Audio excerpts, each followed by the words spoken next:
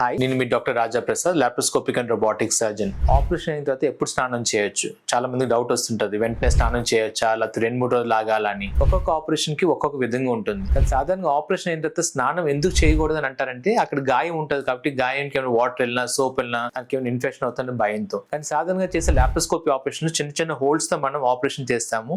దాన్ని మనం కొన్నిసార్లు లోపల కరిపెట్టి స్టిచ్ చేస్తాము, లేకపోతే కొన్నిసార్లు స్టేపుల్స్ వేస్తాము, లేదంటే కొన్నిసార్లు స్టిచ్ వేస్తాం. ఈ స్టిచ్ అనేది వేసినప్పుడు మన స్కిన్ అనేది అప్రాక్సిమేట్ చేయడం వల్ల ఆల్రెడీ ఒక బ్యారియర్ ఫామ్ అయిపోతుంది. సో సాధారణంగా మా పేషెంట్స్ అందరికి ఒక 24 to 48 hours తర్వాత స్నానం చేయొచ్చు అని చెప్తాం. గాయం పైన సోప్ వాటర్ పడినా ఏది పడినా పర్లేదు చేయొచ్చు అని చెప్తాము. స్నానం అయిన తర్వాత డ్రై ఉంచమని చెప్తాం. ఎందుకంటే ఒకసారి స్కిన్ అనేది కవర్ అయిపోయిన తర్వాత లోపలికి ఇన్ఫెక్షన్ వెళ్ళే ఛాన్సెస్ తక్కువ ఉంటుంది. అండ్ సాధారణంగా ఈ బ్యారియర్ ఎప్పుడైతే మన స్కిన్ అప్రాక్సిమేట్ చేస్తామో మన ప్రొటెక్టివ్ బ్యారియర్ అనేది విదిన్ 24 hours అనేది ఫామ్ అవుతుంది. బాడీ స్వతహాగానే ఫామ్ చేస్తుంది. సో సాధారణంగా ఈ లాప్రోస్కోపీ ఆపరేషన్స్ అవన్నీ అయిన తర్వాత 24 to 48 అంటే 1 or 2 days తర్వాత స్నానం అనేది యథావిధిగా చేసుకోవచ్చు.